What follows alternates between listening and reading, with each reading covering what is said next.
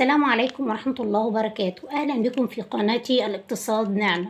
النهاردة إن شاء الله هنتعلم مع بعض إزاي بعين الحلاوة في التلاجة من السنة للسنة. أنا عملت الفيديو اللي فات طريقة عمل الحلاوة، ودلوقتي الحلاوة هي بعد ما شغلتها بقسمها لقطع على قد الاستعمال.